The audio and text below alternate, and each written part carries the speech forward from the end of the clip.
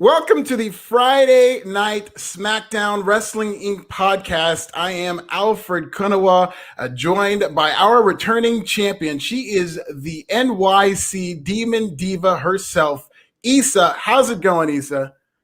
I'm still coming at you via satellite thanks to technology. Like Bayley said tonight. No, everything's going good. Still spending some quality family time, but there's nothing wrong with that. So yeah, no, absolutely. It's good to be there with the family. I'm sure you're aching to get back to New York, back home, but good that you're here with all of us today. I'm sure a lot of people would need kind of some cheering up because we actually have some pretty sad news to begin with. This breaking story that broke over the last couple of hours recently. New Jack, otherwise known as Jerome Young, former ECW wrestler, legendary ECW wrestler, has passed away at the age of 58. This was broken by PW Insider. So New Jack actually kind of came back into the public eye in pro wrestling because he was one of the subjects of a Dark Side of the Ring last year. I don't know if you saw it, Issa, but I thought it was the funniest Dark Side of the Ring that they've done. I've seen it multiple times. It's one of my favorite episodes. And it's like they really kind of tried to play it to where it was a very serious, ominous, hard subject matters where they're talking about his hard drug use and all the crazy stories about New Jack over the years in wrestling. But New Jack's interviews were just so hilarious. He was so funny. It reminded me of like the Dave Chappelle Rick James speech or the Rick James sketch where it's all these crazy stories, but Rick James is just hilarious telling them. And New Jack was just so casual talking about his drug use. And the narration of that show, they're just really serious, like, oh, New Jack struggled and was consumed with drugs. And then they cut to New Jack talking about it, being high in the ring or something. He's like, so I was doing a little crack, all right? Just a little crack. And my cousin popped up, and he was just so funny. And I thought he was so good. He's so charismatic. And another thing I wanted to say about New Jack is not a lot of people, or at least not enough people, give him the credit he deserves for being a pioneer of that death-defying stunt wrestling that we see even to this day. AEW's biggest star, Darby Allin, essentially is becoming their biggest draw by killing himself, by doing things that New Jack was doing in the 90s. And New Jack was doing it before Darby. He's such a pioneer. You said it well. 100%. Before Darby and Jeff Hardy and Shane McMahon, even New Jack had just those tremendous jumps off the balconies. So not somebody that people are going to look at as this technical wrestler or anything, but he's a legendary, phenomenal hardcore wrestler and one of the most legit tough guys that we've ever seen in pro wrestling. Yeah, it's always sad, right? And he's still young, in my opinion, for his age. That Dark Side of the Ring episode was so amazing and delightful, especially the parts that he was interviewed. But he is one of the best conversation starters when it comes to wrestling. When that name comes on, there's so many stories to tell about him, and there will still be. But thoughts and prayers to his family and friends. It's just sad news all around. Absolutely. RIP New Jack, just a tremendous, wrestling personality, and he's definitely going to be missed. So I like seeing people kind of give him his flowers now. And it's good that he was able to have a Dark Side of the Ring and have people really know his story before all this happened. And I felt like people were giving him his flowers back when that aired as well, because people were just talking about memories and all that as the episode was airing. This is why I like these episodes, because, especially when they're still alive, because you get to remember them at that moment. Now everybody's gonna go back and watch that episode again, and that it was one of my favorites from last season. 100%. This is terrible news. But RIP New Jack is legendary. AEW did tweet out about New Jack. I'm not sure if WWE did, but he is somebody that they should consider as like a WWE Hall of Fame candidate in terms of because they're quickly running out of people to induct, and they're inducting a lot of people every year. But they need to really kind of consider the ECW wing of the Hall of Fame, because I don't think too many ECW people have been in the Hall of Fame. And New Jack, I think, is somebody and he's the OG of ECW. Like he has to, just based on that, right? I agree with you on that. We'll see, because he's a little bit of a controversial figure as well. So, they'll have to weigh it out and see. Yeah. So we'll keep our eyes out for that. But we had SmackDown today, Friday Night SmackDown. It is a go-home show for WrestleMania Backlash, which is this Sunday. We go into the opening segment, which, per usual, it's Roman Reigns coming out. But he's with Jey Uso. And this is one of my favorite things that happen on this show. Jey Uso has this T-shirt that says left hand man, or is it Right Hand Man? Right Hand Man. Right Hand Man. And it's in this block text. And so Jimmy Uso comes down later to confront Roman Reigns, and he looks exactly like Jay, and it's the same t-shirt that he's wearing. So I don't think anything of it. But upon second glance, the t-shirt says in big block letters, "Nobody's bitch."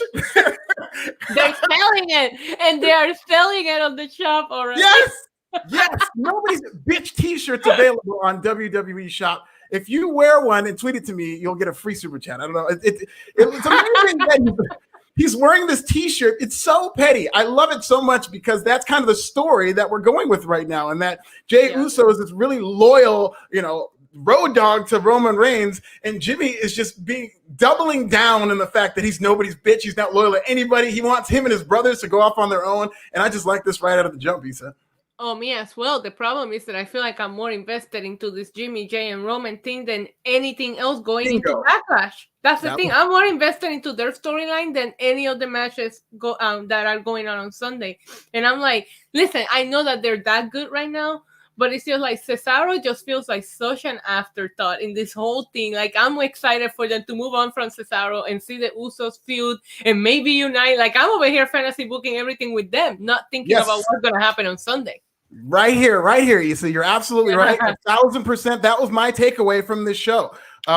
Jimmy Uso versus Roman Reigns. I don't know if WWE realized it, but on the Go Home show for WrestleMania Backlash, they did a much better job building interest in that. This is a storyline with Jimmy Uso. These last 2 weeks has been phenomenal, and he's lapped Cesaro, ran circles around him as a babyface, as a promo, as a character. You've got the storyline between Jimmy and Jay, where Jimmy's trying to get Jay back on his side. If Jimmy was to fight Roman Reigns at WrestleMania Backlash, then Jay's in this predicament where what's Jay going to do?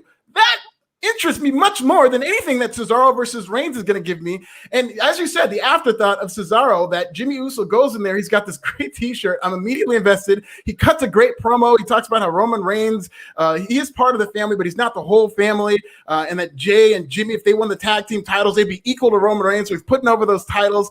He cuts this phenomenal promo. Cesaro comes out in this nice little suit. He says like one sentence, and then he leaves. And it's like, I don't want to see that guy face Roman Reigns. First of all, Cesaro came out to say, I just came out here to tell you I don't have time for this because I have a match. I'm like, you literally interrupted to say I don't have time for this. Like, wait, what? But I gotta say, as much as I loved everything that Jimmy Uso did, I felt that the two promos that Roman cut right before Jimmy Uso came out and the promo that he cut on Jimmy Uso were chef kiss beautiful, right? When he's comparing his attributes to what Cesaro has done, and he's like, he don't even deserve this title shot. Let's move right on. And then he moves on, which Roman is so good at his job that he is even making Cesaro an afterthought. Like, this doesn't even matter to me right now, right? But when Jimmy Uso said, if we win the titles and you drop that, we become head of the tables, and Roman just snapped. And he did that thing that he does not very often where he starts screaming. So it feels like a big deal when he yells, right? Because he doesn't do it very often. He's like, that is not how it works. And I'm like, tell me how it works, Roman. Like, I was all in. It was such a good promo. And I felt like everybody was making very, very good points, right? Like, that's why you're so invested. You feel like Roman's making a good point. Seeing Jay being in between them is so good. And Jimmy is also making good points. So listen, it was an excellent opening segment, in my opinion. Yeah, it's crazy that they're just doing such a good job with Jimmy, and even up to the last segment. The final segment, they put Cesaro over at the very end, but all the stuff they did with that match, they don't let Cesaro win. I mean, he's already a huge underdog in this match. There's no way he's winning. I mean, nobody's giving him a chance in this match. How sad is it to be Cesaro and be looked at as an underdog? To look like Cesaro and you're the underdog, that's insane to me. I know, but I mean, that is the reality of it. And he hasn't really done, they haven't done anything with him. They haven't had him win matches. Everything's a disqualification. He got another win over Seth Rollins, but then a DQ with Jey Uso, a DQ tonight with Jimmy Uso that we'll get into. And by the end of the show, I mean, even the promos they cut, they let Cesaro cut a backstage promo. It was fine. Yeah. Jimmy cuts a promo right before he goes out to face Cesaro. And I'm watching this match like, man, if they could just call an audible and just say that the winner of this match gets Roman Reigns and have Jimmy Uso win, I would not complain about it. Just switch this up. This is not the storyline I want to see in Cesaro versus Roman Reigns. Yeah, I'm with you on that. And I also, I am so happy of them doing a good job with Jimmy, because I feel like, oh my God, they did such a good job at building Jay that is Jimmy going to be left behind when he comes back? But no, he jumped right into the middle of it and he became as important as the other two in 2 weeks. So listen, props to, I mean, imagine if creative actually worked, it put some effort into Raw, right? But listen, we don't cover Raw.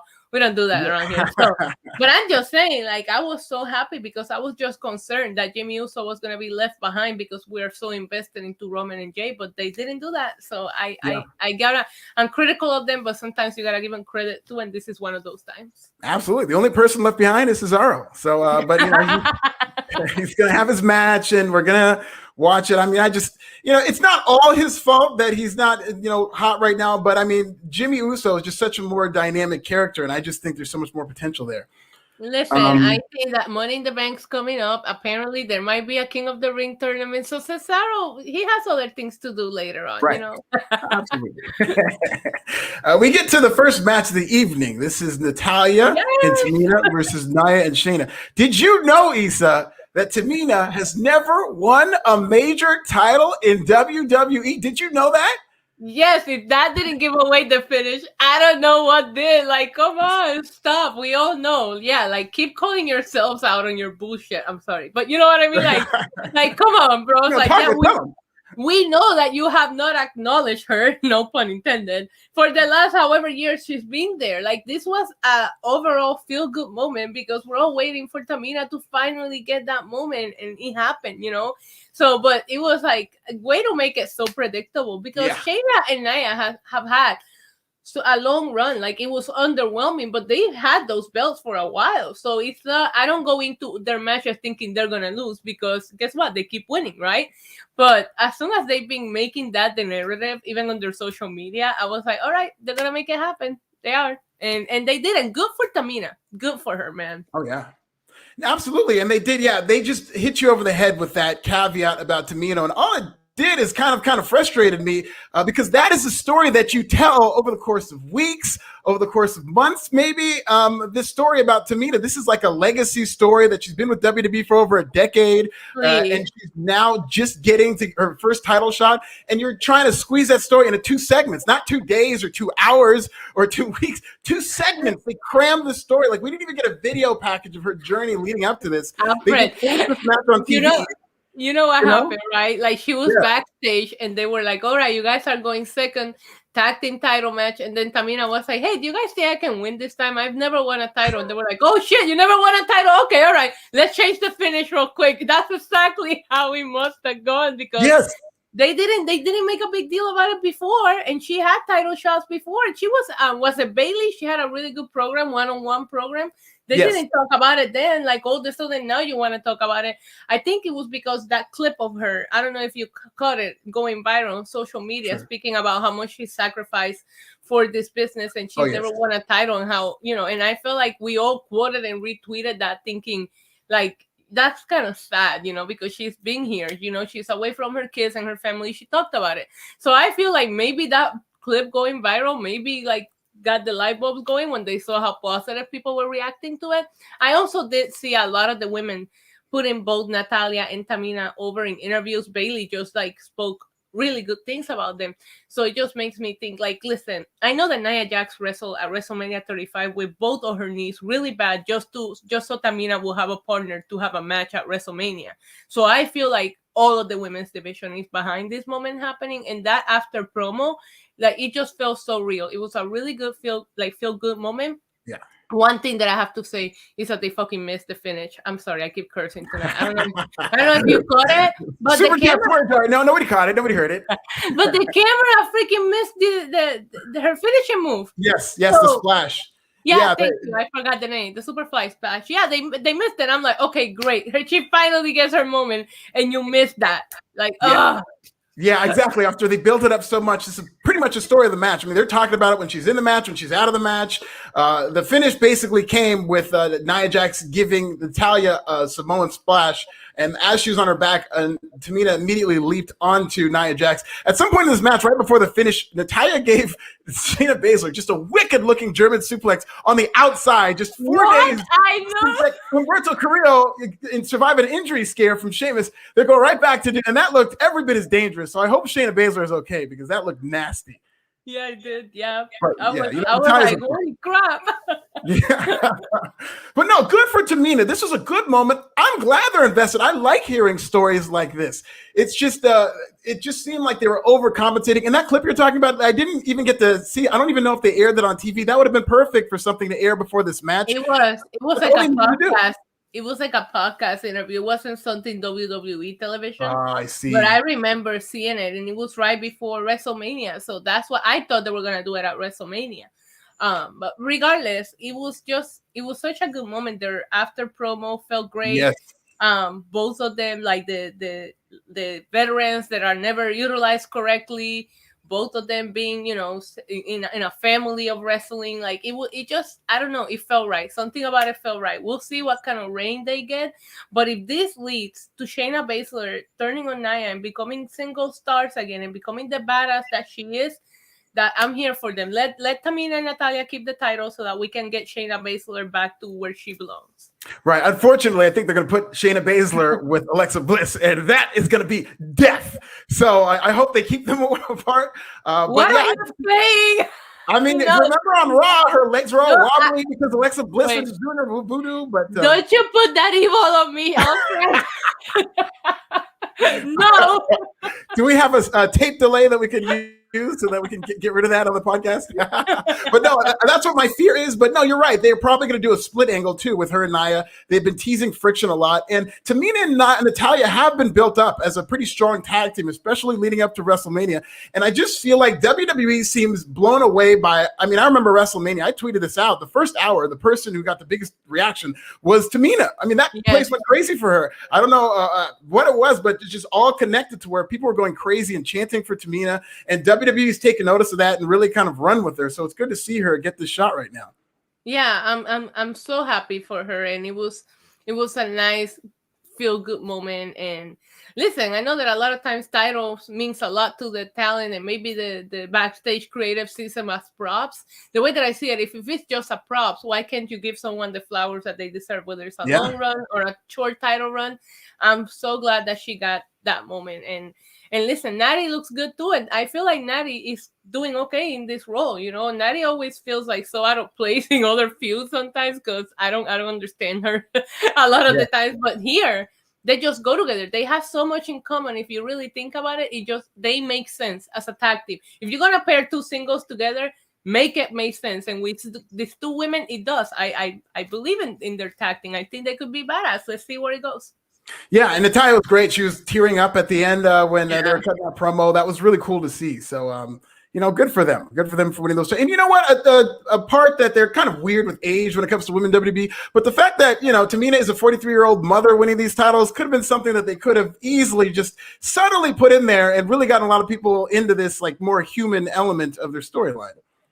She's amazing. Now we just need the Usos to win the tag titles, and then they can all get together with Roman, and they all have gold, and that will be an amazing family stable. It's coming. It's kind of, I can feel it. The Usos are going to get those strong. So we go to Apollo Crews, a Nigerian medal ceremony. You got Commander Aziz standing on a box-like structure that is painted like the flag. I thought you get that. I see what you did. You can't call him a box. It's a box-like structure that he's standing on, and he's going to be honored. It's very similar to that Rusev segment that really got him over huge, where he got the key to the city of Bulgaria. So Commander Aziz is standing there, and Apollo Crews is cutting his promo, calling Sami Zayn, Kevin Owens, Nats. And he's saying that he wants to award Commander Aziz the medal. He's going to be the Intercontinental Champion forever. Big E interrupts, and he compares the ceremony to when Macklemore won the Grammy, which just brought up such fresh wounds. I forgot how much I'm not over that Kendrick Lamar's Mad City, Good Kid Mad City was robbed of a Grammy against Macklemore, I believe, for Album of the Year. So Big E brought that up, and then it led to a brawl where Zayn came out, Owens came out, Big E came out. They all brawled. Big E was trying to get his hands on Apollo Crews, and Commander Aziz just snatched him away like a baby, just kind of held him up away from Apollo Crews, which is great. So it looks like we're building up, and they did announce this on the show. It's a fatal four-way match for the Intercontinental title. It's going to be Apollo Crews, Sami Zayn, Kevin Owens, and Big E for the Intercontinental Championship. Is that a Backlash? I believe it's at WrestleMania Backlash. Yeah, that's a match they made. No, Alfred. We call it Backlash. Backlash. Okay, no WrestleMania. We're sticking old school. Okay. Yeah, we're OGs. Okay. All right. So basically, first of all, we need to stand that giant on the box-like structure. Like he's not big enough already. How did he made Apollo, who is not a small dude, look like a child next to him when he was standing on that thing, right? Also thought of the Rusev segment. You just brought that up. That's exactly what I thought about when I saw this, and I was like, good week to pay homage to Miro, who just won his first title in AEW, right? Yeah. But overall, listen, I'm excited. These are good competitors, and I said I do not want to see Big E and Apollo in a singles match anymore, and they found a way around it. And I feel like we all win because anybody could win that title that night, and the match is gonna be good, and you'll be happy with the result for any of those guys. So why not? Let's go. I love multi-man matches for the Intercontinental title or the US title. They would have put a ladder in the middle, then I would have been even happier. But okay, I'll take the Fatal 4-Way. Yeah, no, I would love a ladder match between those four. I think that would be phenomenal. Incredible. And you're right. There was those angles that they were showing where they would cut to the side when Apollo Crews is cutting the promo, so you don't see him standing on a box. So he looks like he's 9. I know. And Apollo's at like his knees. So that's a very funny visual. It was. I was like, is that really necessary? Like, we know this guy is a giant already. Also, what is it with people and their ginormous bodyguards now? Like, yeah, I saw a picture of Jinder Mahal. He came back and he dropped the Bollywood boys for some two big dudes too. I'm like, damn. Yeah. This is what Vince McMahon does when the ratings are like lower and business is down a little bit in terms of their live gate and whatnot. He just goes back to the Giants. And so, I mean, there's Braun Strowman. There's just all kinds of Giants on TV now. Feels very old school, right? Like, remember when everybody that we saw was a giant? It's feeling that way. Like superstar. Good segment. Excited for the match. Yeah, and I very much enjoy this Apollo Crews character. He's clearly got a handle on it. I think he's very comfortable playing this character, and I think he's doing a very good job, all things considered.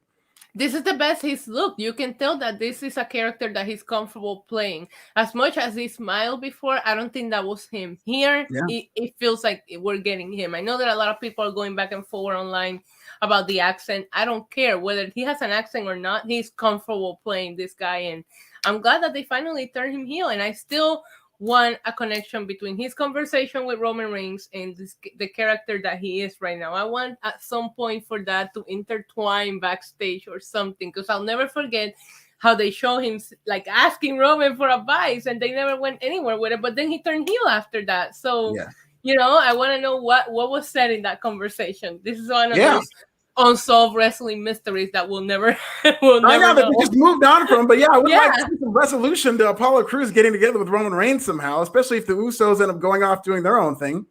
It's gonna sit back there with who threw the pie at Kevin Owens' face, what was in Vince McMahon's box. Like, there's so many mysteries that we'll never find out. This is one of them. Yeah. And let me say about the act, like Apollo Crews, like clearly is from like a Nigerian upbringing. He does his accent a lot of justice in terms of he does it very well. And he speaks the way a lot of African people speak, like saying gnats is a very African thing in that, like, my parents would call everything, like whether they were fleas, mosquitoes, or bees, they were always gnats. So the gnats thing got me. And then also that thing that he does where he goes, hey, that's a very African thing to do. So he does a lot of little African things that I think play nuances to this character and make it very believable. Yeah, I have a coworker in New York who I met her, like, I think it was like a year in moving from Nigeria, and her accent, like, I feel like depending on where people are in their journey, they speak completely differently. And that's coming from someone with an accent. I don't sound New Yorican. I don't sound Puerto Rican anymore. I'm somewhere in limbo because of how many years I've been here and there. You know what I mean? Same with when I speak Spanish. So I'm like, as long as I feel like he gets it. I personally feel like he's doing a good job with it. I'm just tired of people like spending their time arguing about that, because it's like you're missing out on the really good work that he's doing, how much he's growing as a character, and how confident he is. So let's move on from it, and let's really pay attention to what he's doing, because he's doing some amazing stuff out there. And like you said, I always talk about some things are for a certain target audience. It might not work for you, but somebody else is sitting at home laughing at the references that he's making. So let it be. You know what I mean? Absolutely. No, very well said, Issa. And we go on from this brawl to Dolph Ziggler versus Rey Mysterio. So this is a match that was promised last week, but they did a bait and switch, and that was disappointing. But they had the match this week, and it was very good. I very much like what they did in this match. The story of this match was basically Dolph Ziggler blocking or fending off the 619. One time he hit a super kick, but then the finish came out of nowhere where Ziggler goes for a body slam. He just gets rolled up, and Rey Mysterio wins. Yeah, but did you know that we never have had a father-son tag team champion in wrestling? I did not. Breaking news on the Wrestling Inc. podcast. We go to our correspondent, Isa. More on the story, Isa. I'm just saying, you already know the writing's on the wall for this weekend, and I just hate when they do that. I wish they would just let it happen, and then when they win it, announce it, and you'll be like, oh, shit, I didn't know that. What cool, awesome visual. You know what I mean? I'm ready for them to move on, and I have a bad feeling that if Rey and Dominic do win, then the feud will go on longer, because then the Dirty Dogs are going to come back, to try to get the titles back. That being said, these guys are also talented. Well, maybe not Dominic, but he's getting there, right?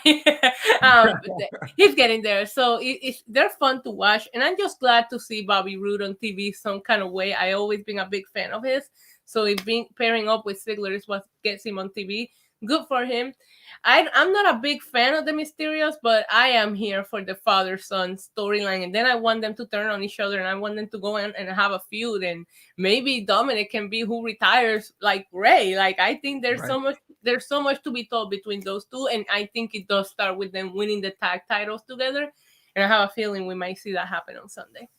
Certainly, and we're getting a couple of super chats. First, a correction. The Fatal 4-Way is next Friday. It's not at Backlash. So look at that. You make a mistake and you make some money. This is failing upwards. So I'll just have to keep... Apollo Crews is the United States champion, ladies and gentlemen. If you would like to correct me, send $4.99. But that was Jax Callens, friend of the show. Love Jax.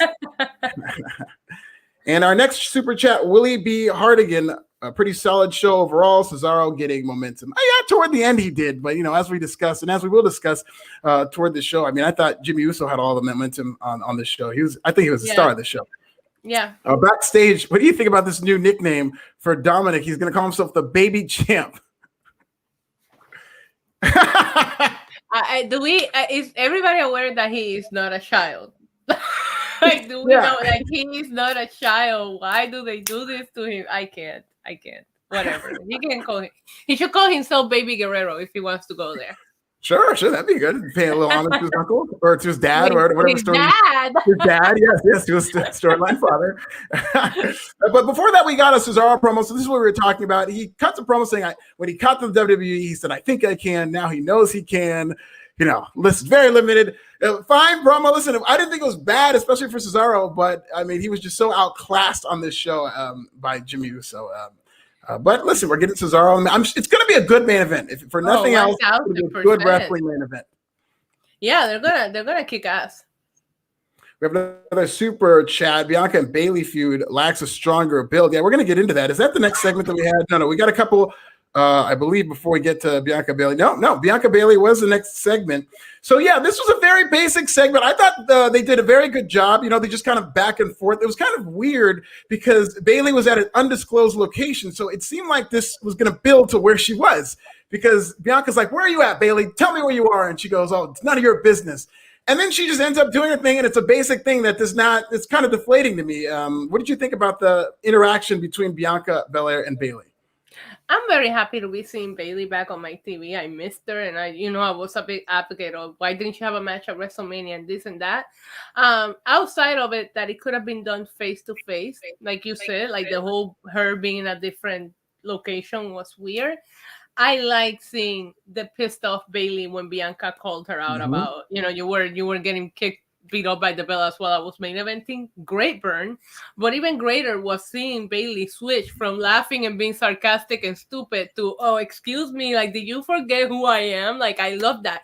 I think that's the best that she's looked because I have loved Bayley as a heel and I have loved her in this feud, but it's like you feuded with Bianca for a couple of months before. So I need to see a different you and a different Bianca for this. Like, Bianca feuded with Bayley trying to prove that she belonged in the main roster, right? Now she proved that she did, and so why are we fighting about now? You know what I mean? And I like seeing that side of Bayley. That being said, like you said, it could have been done face to face, or it could have been done when they were both backstage. But I'm here for Bianca getting her full entrance and getting to feel like the big star that they need to build her up to be. Yeah, absolutely. And I think this is also going to be a good match. I think that it was a good thing that Bayley got physicality. I think it was last week they had a segment where Bayley laid out Bianca. And so it's good that they're kind of building to a more serious tone for this feud. But I don't think a lot of people are going to be convinced that Bayley is going to beat Bianca, because it's very early for Bianca in this title run. And this feels like something that's going to be a long time in her title run. So Bayley it's a good challenger for Bianca, a good win for her to get. We could always get a Sasha running, or it could be a DQ, you know what I mean? Like, it could go down that way, but I feel like both title matches for SmackDown, for Backlash, I feel like, while predictable, I'm here to watch the matches itself, because the people involved in them are so good that we're going to get good matches. But I feel like unless something crazy happens, it's very predictable on the SmackDown side. Not so much on the Raw side, but SmackDown feels very predictable for the main titles. Yeah, that's a good point. Shinsuke versus, well, this was not predictable at all in terms of everything that happened in this segment. I didn't know what I was watching here. With Shinsuke Nakamura versus Baron Corbin. It was a fine match. I think Baron Corbin and Shinsuke have very good chemistry together. Some of Baron's best matches have come against Shinsuke, but I mean, this was more of a Baron Corbin pace, but I think these two work well together. They hit very hard. Baron's doing this new thing where he keeps saying, like, I'm the toughest guy on a $40,000 watch, and Pat McAfee was really putting this over. So I think they're kind of changing Baron Corbin's character away from this king thing, especially as this finish, because Baron Corbin beat Shinsuke clean with his finish. Shinsuke attacks him after the match. Shinsuke takes his helmet his king crown, and makes a big spectacle out of putting it on. Shinsuke is so charismatic that he's just taking his own sweet time putting this on. It's like the Lion King, and he's just making it seem like like Thanos, like he's giving him powers, and he's just got this facial, like it was incredible. I love that so much. And they come back from commercial, and he's looking at himself in the mirror with the crown on. What did you think? Take it away, Isa. I love to hear your thoughts. Oh my God, I love this so much. Okay, first of all, I love their matches. You're absolutely right. They work so well together. Second of all, when are we going to start making a thing about nobody kicks out at the end of days? Because that is the most protected move in WWE. Nobody has kicked out of that move, and eventually it needs to become a thing, especially if it's going to keep racking wins with it. Like, start mentioning it on commentary, because every time Baron Corbin is on a one-on-one, I'm like, if Shinsuke is one of my favorites, and I'm like, he's not winning. So I'm glad that they did something with him at the end, because I was like, really, he's not in an important feud. He's not doing anything. And as soon as he came back, I was like, beat him up some more, Shinsuke. So he did. But when he went from the crowd, I think for the crowd, I might have had like tears in my eyes, because I have flashbacks of his entrances at Wrestle Kingdom with the big crown and the cape. And I'm like, bring that shit, because he already has the cape. So all he needs is the crown. And is this a King of the Ring tease? Are we going to do a new King of the Ring? Because it's about time that Baron Corbin drops the crown. So I don't know if that's what they're teasing, but whether it is King of Strong style comeback or King of the Ring, I'm here for all of that together. So I was happy for Shinsuke. Is so effing extra, man. Like, the way that he just made that happen. Even the announcers were like, I don't know what I'm watching here. And I'm like, you're watching greatness. Let it happen. Awesome moment for Shinsuke. I was very surprised he lost this match, to be honest, because it looks like he's the next one they're building up, either him and maybe Seth Rollins, for Roman Reigns. And he's been calling out Roman Reigns on television, and so I thought Shinsuke was going to win this match. But yeah, it does seem like they might be building toward a King of the Ring type setup, so we'll see what happens. They're definitely doing something storyline-wise with this crown, though.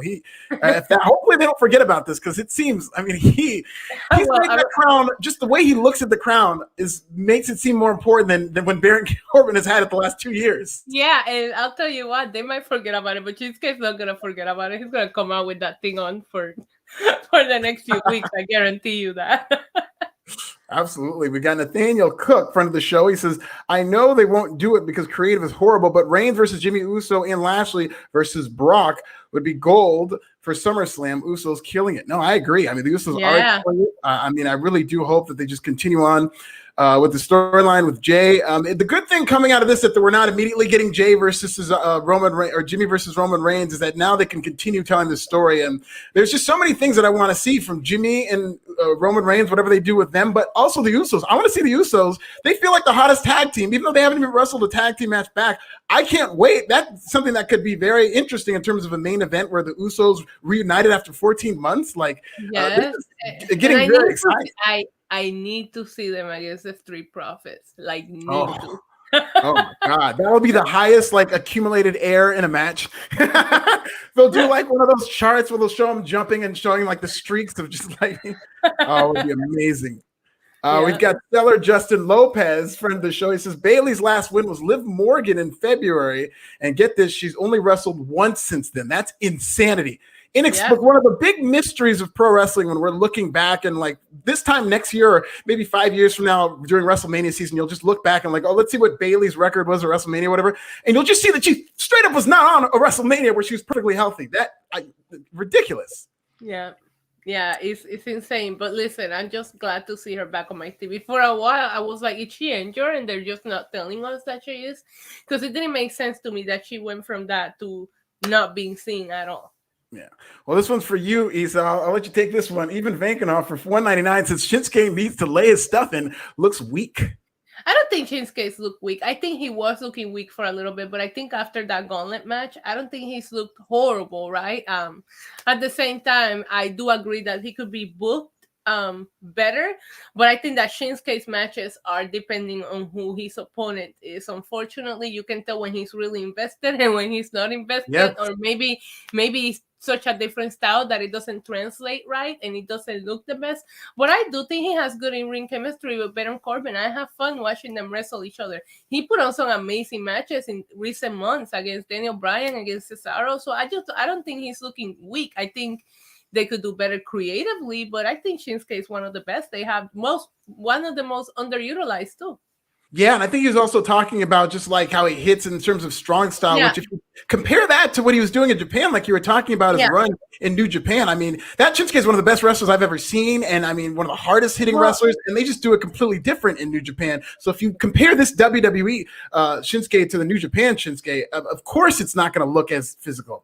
1000%, and that's what I'm hoping. The powers that he got put in that crown back were that King of Strong Style powers, because that's all I could think about when he got so like he made that look so ridiculously good. Like I can't. Hopefully he goes back to that now that he has his powers back. We'll see. That would be funny. That's what I want the storyline to be now, that he gets a strong style crown, and as long as he's wearing that crown, he gets to shoot on everybody.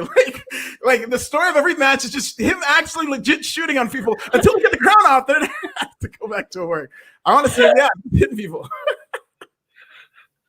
No, then the crowd, like somebody steals it and they put it on, and then they get powers too, and they go from jobber. They go from jobber to main event. Like, oh my God, let's make it happen. Oh my God, I want to see this. Like, you can give it to Finn Balor and he becomes a demon while he has the crown. This that would be like a championship, you know? Yes, I would love that actually. Oh man, this is good booking of the crown. See, I hope they listen to this part of the podcast. Maybe not the Shayna Baszler or Alexa Bliss. Barney, wait for it. Wrestling for £5. Wow, thank you, Barney. Issa, given you are the world's biggest Roman fan, no debate. Thoughts on his promo and match against Cena at No Mercy a few years back? Was he ready? I would love to see a run back of that with this Roman Reigns. I think he was ready. I thought that Roman had a few good hits, in his promo, but Cena definitely owned him. Like I'm just because I'm his biggest fan, I'm not gonna sit here and be in denial. I thought that a few of the things that Roman said to him, like when Roman was like, "You came here to call me out," Cena, he didn't go after Cena. Like I love those points that he made, but Cena owned him on the mic, and I would love to see this Roman Reigns go toe to toe to John Cena now. I wish they would have not done it, Barney, if you want me to be honest, because I would love it now. I want to erase it from memory with my little Men in Black thingy, so that way we can get these Roman Reigns against John Cena, because it will be so much better. I feel like now he could really go at it with John Cena on the mic, because we know he can on the ring, but back then on the mic, no, he wasn't confident in his character like he is now. Yeah. And that match that they had was a very, very good match. It was just kind of out of nowhere. It was at No Mercy. And the only thing people remember about this whole storyline was that one promo exchange they had where, Roman Reigns did get a little lost and then Cena called him out on it. So that was a memorable thing that stood out, unfortunately. But I would absolutely love to see the heel Roman Reigns face off against Cena. I think that'd be great. Do you think we'll get like a The Rock little burn, like go hang out with my cousin over there where you belong? Oh, you see? Yeah, we can get stuff like that. You know, personal. I love that. Jax Callens for $4.99. He says Cesaro wins at back crap. Has a little party as champ. Roman regains Money in the Bank because it's Vince booking. Issa, don't kill me, man. So his fantasy booking Roman Reigns to drop that title. What do you think? I think it's past your bedtime, Jax. Go to sleep. Like, what is that? No way. Cesaro didn't even feel like he was main eventing this pay-per-view. He was an afterthought today. I'm sorry, he was. And he's too tall for the last 2 weeks, which always means you're not winning at the pay-per-view. Yeah, no, absolutely. So we have a backstage segment. This is where they announced that fatal 4-way for the IC title. And they're doing more of this stuff with Sonya Deville undermining Adam Pearce. He even said to her, don't ever undermine me when people are around. So it looks like they're going to push Adam Pearce out, and Sonya Deville is going to be this really corrupt, kind of authority figure who on Monday nights is helping Charlotte Flair do dirty. And then I don't know on Fridays who she's going to be kind of assigning, but it looks like they're really building Sonya Deville to be the next authority figure. I thought maybe they would split them and have one of them on SmackDown and one of them on Raw. I thought maybe, I like your idea as well, but I don't think that Adam Pearce is going anywhere. Or maybe he is, because supposedly he just got promoted to that it's kind of like on the road job, and they're about to go back on the road, so maybe they're winking him out and making Sonya Deville the person because he's about to be traveling, but she has to travel too, but he's in charge of live events. That's a whole different thing to be an authority figure on TV at the same time. I don't know if that's easy. If that's the case, I wouldn't mind Sonya Deville, being this evil character. I just don't want it to get too authority, but when it's not a McMahon, it works better. So let's see where it goes. Yeah, and that's a very good point. Yeah, maybe that is exactly what it is, as you said, in terms of him going back on the road, so they need to just get a fresh face out there. Yeah. We have the promo this week from Aleister Black. It's another animation talking about trial by fire. A lot of mentions of that father character. He's saying that he's cut from steel, you're made from dirt. He's saying you're not a participant, you're a spectator. So talking a lot POV to whoever he's talking to. But consider this, Issa. Do you think that father is Zelina Vega? Maybe. I mean, there's some rumors out there, right? And she's a good manager, so why not? I'm happy to see him back on my TV, right? But it feels very come knock on my door, that didn't go anywhere with him. So it's just so instead of knock on my door, now he's just reading these tales. Unless this leads to Zelina coming back and him getting back in the ring and kicking ass, I'm afraid of them going nowhere with him, because they've done that to him already so many times that, listen, I hate to say it like this because it's also with The Fiend. There's so many people that they try something new, and because they ruin so many things, you just get so afraid that it's very hard to get invested. Yeah. Because you're like, this is going to go nowhere. You know what I mean? If it's Zelina Vega, I'm here for it. Or if it leads to an awesome feud against someone, and then from there on, he continues on to wrestle. But it just feels so like that weird promos, come knock on my door thing that he did on the beginning. So I'm a little bit about it. Hopefully you're right. I like your idea. We'll see. Yeah, we will. And it's exactly like that. I mean, I don't know. What he's saying is fine. I think he talks well. I think he does cut a good promo in terms of how he talks. But the subject matter, what's the end game here? He's just kind of talking in circles. I don't know who he's mad at. I don't know what his goal is. He just keeps, kind of going around in circles. So I don't know what he's going for. But I think it would really spice it up if his real life wife, though, Zelina Vega. We can get in this story really quickly right now. There are rumors, as you said, that Zelina Vega is negotiating to possibly return to WWE after she left the company due to that third party edict that they had. But she, according to Fightful Select, is reportedly in talks to return to WWE. So we'll see what happens there. And I mean, that would, that'd be very interesting. I would be interested in Aleister Black if he was with Zelina Vega. And that's more than I could say, unfortunately, for now, Hopefully he comes back. According to Raj, too, Raj mentioned that on a Raw podcast we did weeks ago. So maybe Raj, yes, Raj has been on this story for sure. Yeah. Yeah, he just was quiet about it because I remember one of the Raw podcasts that we did, he mentioned that she was definitely coming back. I just hope that, first of all, the way that she was let go and the rumors and reasons why seems so unfair at the time that I'm hoping that maybe it goes to show that maybe they do have a soul.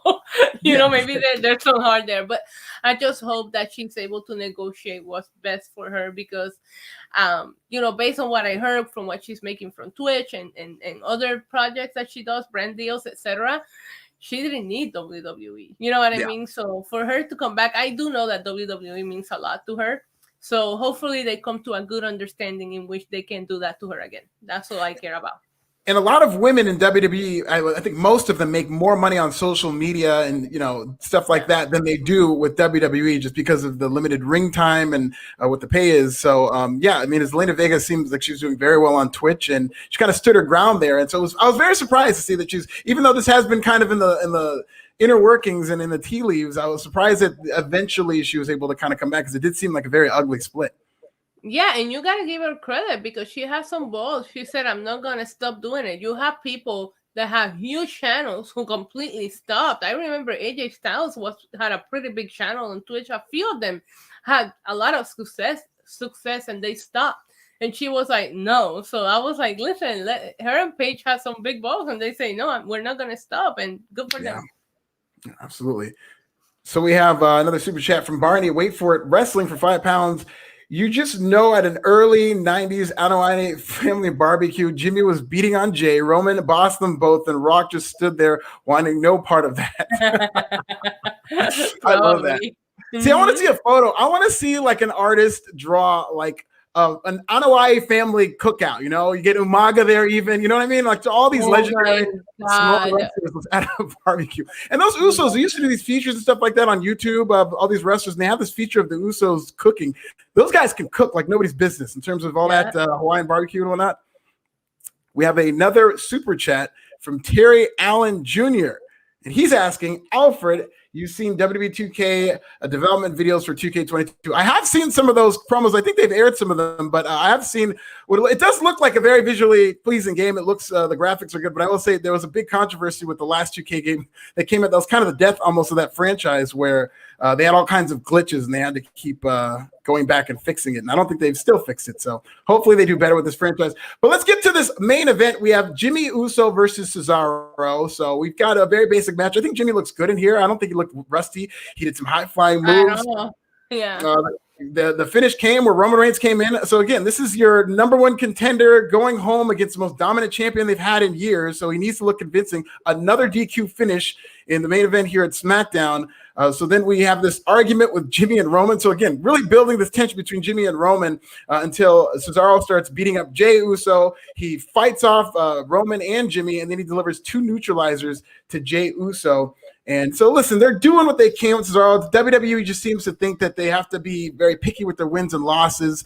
I understand that they didn't want to beat Jimmy Uso in his first match back, but that mentality that I don't want to beat him, then don't have the match. Like, people should not be there shouldn't be disqualifications more than the wins and losses, like a solid win, especially leading up to a world championship match for Cesaro, who needs a win more than anybody right now.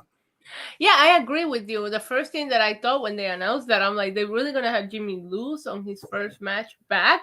And then my brain switched right into it's going to be a messy finish that way because neither one of them can lose, right?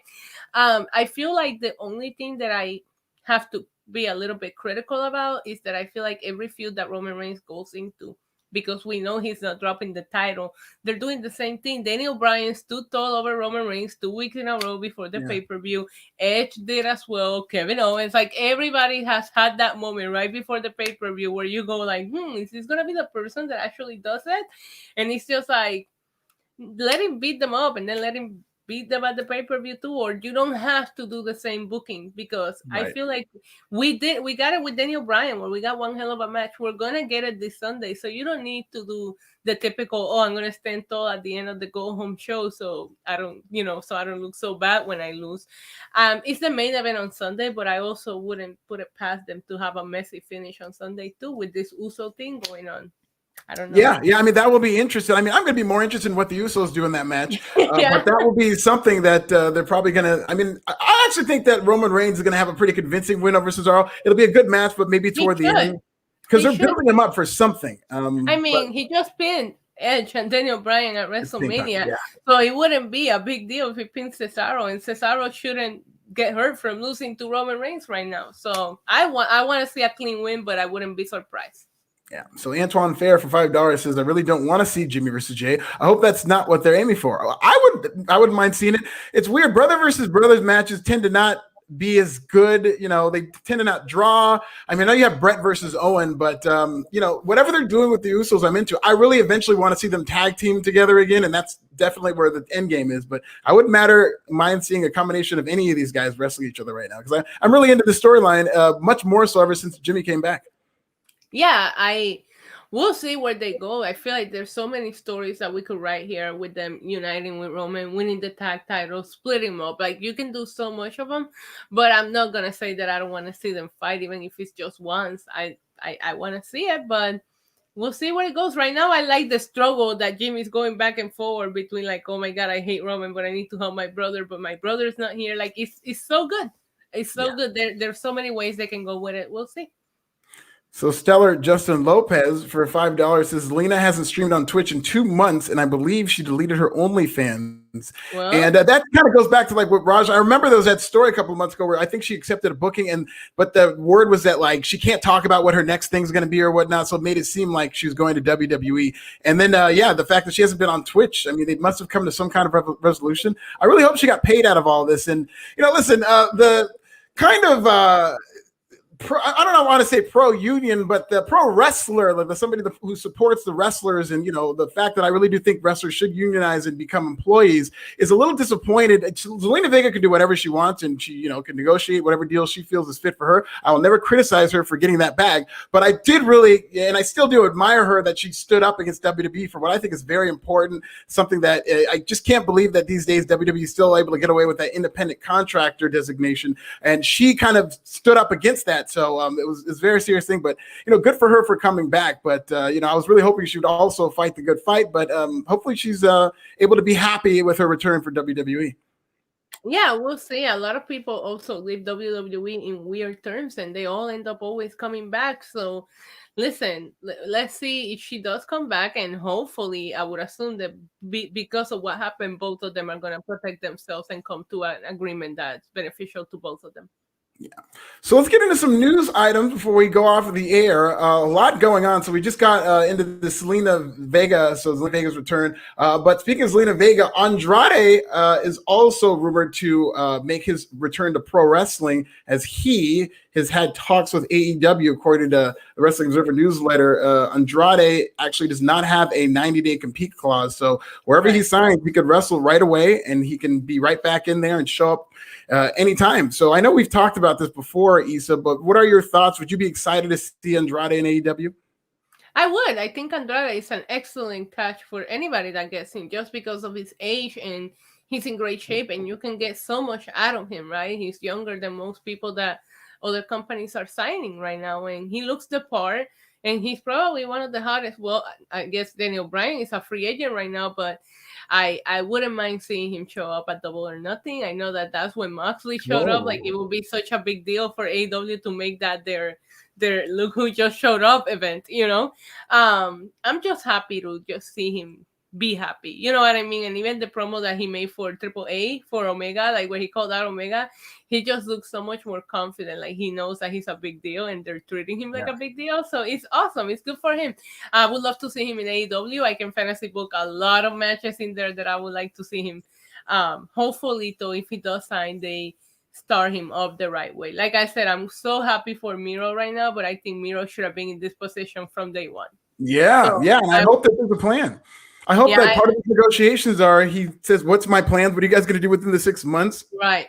Because recently, Ray Phoenix is probably my favorite wrestler in AEW, and he's been off television for weeks now. And every time this guy got in the ring, he's the best guy in the ring. And even a guy as talented as him, they can't find any consistency with. So it just makes me nervous for anybody who's kind of coming into AEW at this time. But if they have plans for him, and that would be a great moment at Double or Nothing, just to debut him there in front of a hot pay-per-view crowd. That could be a lot of fun.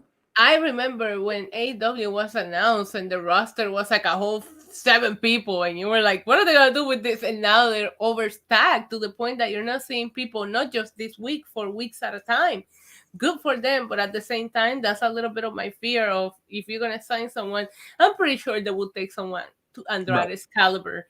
Seriously, but I'm just saying, I remember when Rusev debuted and we were all so hot for it. And listen, we're there now, but we really, really took when you put on Google Maps the avoid tolls route and it takes you 2 hours extra to get there. That's what we did. That's what we did with Miro. Rerouting. It was just rerouting for 6 months. Yeah, and he was we could have just taken the fast route, man. Come on, we could have taken the direct flight instead of making the 3 stops to save $10. Come on. No, absolutely. Yeah, so hopefully they're able to learn from their mistakes there. But you can tell I've been traveling. All my comparisons are. Your mind is just basically a roadmap right now. I know. So we have Chris Jericho is going to be out for 4 to 6 weeks. So that fall that he took, that was subject of a lot of controversy, but he did suffer a legitimate elbow injury. So they have a pay-per-view, Double or Nothing, just a couple of weeks away. What do you think they're going to do to kind of cover for Jericho in terms of the Stadium Stampede? Oh, shit. I didn't know. I forgot about that. Oh my God, this is probably the first pay-per-view that Jericho's gonna miss with AEW, no? Yeah, I mean, it's trending to be. I don't know how they get out of this. I don't know if they do something cinematic, which would be kind of tough sell because people are paying money to go see this pay-per-view. I don't think you want to do something pre-taped with a guy that big of a star, but I don't know. Maybe they do a story. What I think is going to happen, and especially if the plan is to break up the Inner Circle, which I do think the Pinnacle is going to win it. Double or Nothing. I mean, it would be a really heel thing to do for MJF to beat up Jericho or lay out Jericho, or somehow the Pinnacle locks Jericho in a room or something, and it's disadvantage. It's like a 5-on-4 disadvantage where the Pinnacle wins, Inner Circle goes away, and Jericho didn't even get to fight for the honor to keep the Inner Circle together. That would be a lot of heel heat for MJF. No, Alfred. You cannot have an event with fans back on the arena and we don't get to sing Judas. I don't think so. He's going to come out and he's going to be ringside sitting on something, protecting his elbow. Maybe that's when MJF gets his heat. But it has to happen. He has to come out. We have to sing the entrance song. What about this? How about they play the music? Everybody gets to sing the song, but Jericho never comes out. Oh my God, because he's getting beat up. Oh my God. And we don't even notice it because we're all too busy singing. Listen, I hope he feels better, but I haven't seen Blood and Guts, right? So I feel super angry that I'm seeing all these mixed reviews because of the finish, because I want to get home and put it on the DVR and watch it because I was invested. To me, it still looked like a sick bump. He still fell from a pretty high up, regardless of what he fell into, he freaking took the bump. Yeah. And obviously it hurt because now he's out. I don't know. We'll see what happens, but I do see Jericho somehow being involved or finding a replacement, and that replacement could be, drum roll, somebody new. We'll see. Yeah. Absolutely. Now, Barney, wait for wrestling back on the chat for 2 pounds. Is there a money match in Jimmy versus Jay at SummerSlam? I would have no problem with that, especially if they told the right story, if they built that up the right way. As long as the plan is to kind of go back to being a tag team, maybe they get it out of their system, but I'd have no problem with that. What was that? Did we sing the song? You guys sing the song? I do. Listen, I will be in Jacksonville for Double or Nothing. This is breaking story. I'm thinking about it too. I'm looking forward to it. So I will be very disappointed if I don't get to sing Judas live, because that always looks like so much fun when people are doing it. Yeah, even you can even do the song for him to come out and announce, because I couldn't wrestle. I found somebody to wrestle for me, and maybe he can bring somebody out, whether it's a surprise, a new person. Regardless, you still give the crowd that moment. Right. And our final story of the day, this is a very kind of serious story that broke. So I'll, do my best I can with the subject matter. But Sami Zayn was trending very hard today on Twitter. Hashtag we support Sami Zayn, because Sami Zayn has been on Twitter very vocal, making a lot of anti-Israel comments. A lot of Israel Authority has reached out to WWE, Fox, NBC, Universal for comments about Zayn's comments denouncing Israel, and WWE has not responded. Fox, WWE kind of tries to stay out of political natures. They didn't mention Trump one time during his entire presidency, even though he is a WWE Hall of Famer, because they just stay out of politics. But this thing going on with Sami Zayn, where he's making a lot of inflammatory remarks about Andrew Yang, he's being very vocal about what he feels there are human rights violations in Palestine. We don't have to get into a political discussion of Israel versus Palestine. This might not be the platform for it. You definitely don't want to hear that conversation from me, because as much as I try to educate myself on this matter, I don't know if I'm at liberty to speak on whatever that tension is. But this has creeped into wrestling, Issa, where people are reaching out to WWE to make a comment about this situation. A lot of people within Israel are very upset with this, but Sami Zayn continues to be very vocal on Twitter, and he was used tonight, business as usual. I was very happy to see him. I did a stream on my channel before SmackDown, and I was wondering, I was saying in my stream, I wonder if they're gonna use him, because if they don't, he's been featured every week. So I had a feeling if they don't, that means that he's like being punished for this. Sami has never been quiet about what he stands for and what he believes in, and I just have so much respect for him in regards to that. There's so many things that he has done that support things that people don't want to talk about or don't want to discuss. Like you said, I don't feel educated enough to sit here and talk about this issue, but I did see his tweet and I thought that was some buzz shit. Like, I was like, okay, Sami Zayn, speak your freaking mind. And he's never been one to be shy about something that he believes and stands for. And I wonder if sometimes he might have cost him, you know what I mean, because of what he does for a living. But I think that's the reason why so many people respect him. You saw the shirt, the shirt that he recently released, which I do plan on ordering, by the way. Yeah, so many people, wrestlers within the industry, not just in WWE, have bought it, and I'm talking about how that's their favorite thing right now because they support what he believes in. I'm glad he was used tonight. I had a lot of fear about it. And I don't know that they'll comment on that, because I feel like WWE has been in weird storylines where, hey, why don't we talk about how Sami Zayn couldn't go to Saudi Arabia because of what, because they don't want him there. So it's like, it's not the first time. And WWE deals with Saudi Arabia are a whole mess to begin with, and they don't ever comment on that. I don't know that they'll comment on this. I'm just glad that they're using him on a title match next week. So it obviously looks like Sami Zayn is not in any kind of trouble with them as of the moment. Listen, sometimes you have a platform and you want to use it for something you believe and you stand for, and that's what he's doing. Yeah, and no, correction, correction, Sami Zayn had vertigo. That's why he couldn't go to Saudi Arabia. It was vertigo. That was a storyline that they were plugging on Raw, where they said that he had vertigo.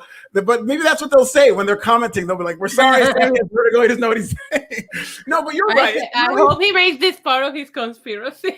Oh, man. Yeah, I don't know if that's going to end up on WWE TV. Can you imagine?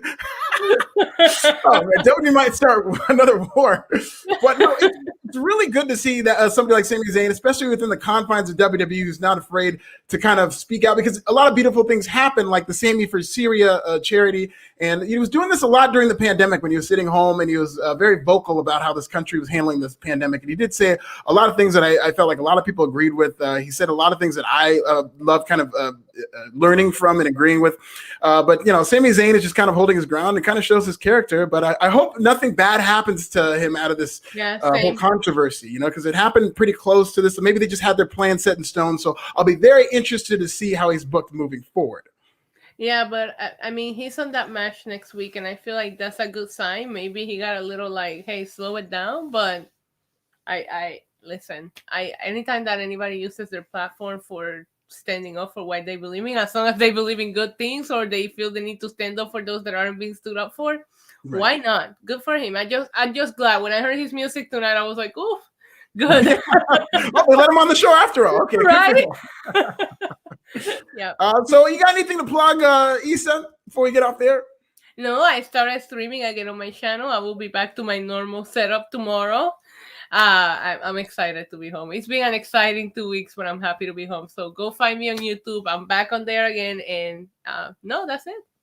Okay, follow me on Twitter at This Is Nasty. I will have an interview next week with The Miz, and I'll give you guys a little tea. He told me that he will never break up with John Morrison. That's what he said to me. And he said a lot more things during that interview. So very interesting stuff from The Miz. We'll have that on Forbes and Pro Wrestling. Did you ask him about Bad Bunny?